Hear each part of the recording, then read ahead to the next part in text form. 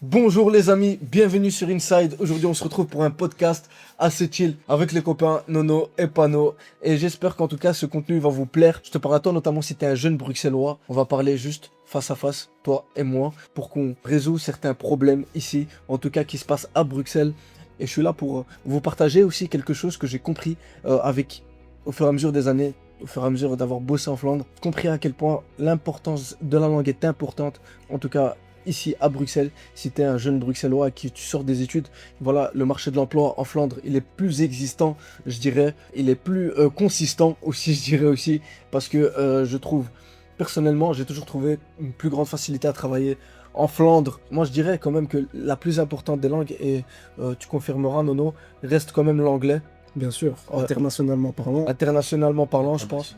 Pour toucher vraiment le peuple le plus large, ça reste quand même l'anglais, ça reste une certitude. Mais je trouve qu'ici, pour évoluer localement, régionalement, même, je dirais même nationalement à Bruxelles, la langue la plus importante reste le néerlandais. Et il faut aussi que les personnes qui parlent néerlandais, qui sont bilingues de base, qui ont voilà, parlé français à la maison, il y en a plein, et fait leurs études en néerlandais, ceux-là, je les appelle les chanceux parce qu'ils ont eu cette chance-là de pouvoir faire leurs études en néerlandais et de ne pas avoir cette barrière de la langue à la sortie des études. Parce que moi j'ai fait mes études en néerlandais depuis petit. Tu as évolué ensuite dans un environnement qui a été toujours francophone pendant tes études néerlandophones. Gréco-francophone. Gréco-francophone. Ouais. Et du coup, tu en es sorti avec le néerlandais, le français et le grec, qui est une langue que je trouve très importante. Et bien sûr, c'est ta langue natale aussi. Donc. Et toi, Nono, quelle a été un peu ton expérience par rapport aux langues? Est-ce que tu juges, j'ai vu en tout cas de ta part plein de posts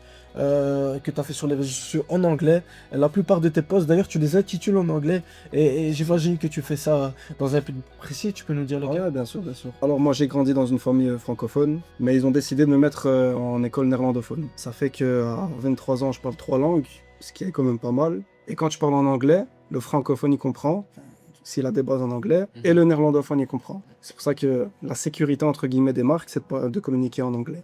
À chaque fois. Et juste ici, on avait justement les chiffres. Justement, environ 10 à 15% des jeunes bruxellois ont le néerlandais comme une langue maternelle. En revanche, grâce à l'enseignement, 50 à 70% des jeunes peuvent tenir une conversation normale. Ok.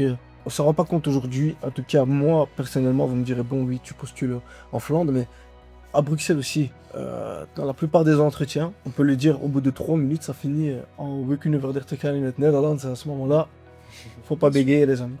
Faut pas bégayer parce que c'est une réalité. Il y a plein de gens aujourd'hui qui galèrent à trouver du taf. Vous devez acquérir les bases, au moins pour entretenir une conversation en néerlandais. C'est le minimum pour pouvoir évoluer, en tout cas ici, je pense, à Belgique. Il y a une autre statistique qui pourrait t'intéresser, Zach. Dis-moi.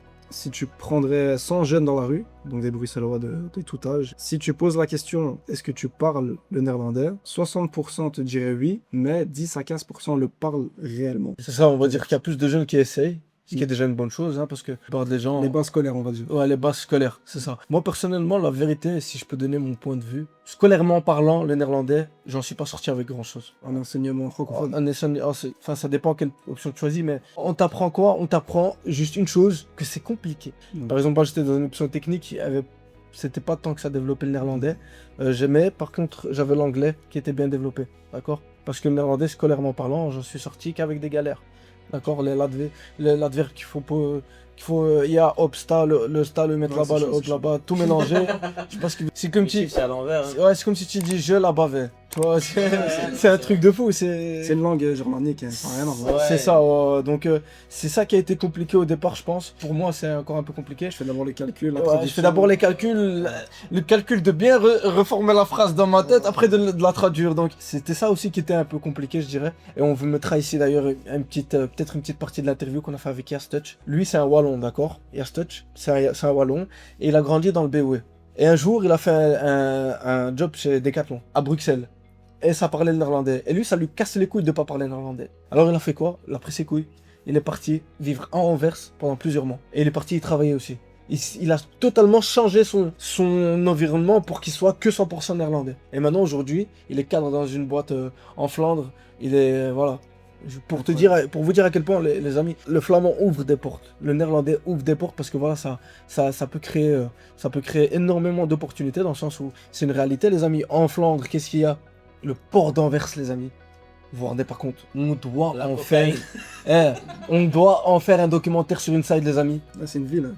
Le port d'Anvers, frérot, on parle pas de kilomètres, on parle de hectares. Ensuite, on a l'aéroport, les amis, de Zaventem. Mais Pano, tu connais bien. Ouais, c'est celui qui a le plus de connexions. De connexion, voilà. C'est- L'aéroport c'est- de Zaventem, les amis, turbine énormément grâce aux connexions, c'est vrai.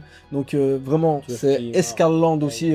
Chine, Ouais, c'est vrai. Japon. C'est vrai, c'est vrai. C'est vraiment une plaque tournante, les amis, de l'aviation civile. On a plus Euh, ou moins et je peux le dire, 80 000 personnes qui. Je peux le dire aussi, toi tu connais par cœur la zone civile, moi je connais bien la zone cargo. Ce sont des infrastructures qui nourrissent énormément de peuples, les amis, énormément de familles, on peut le dire.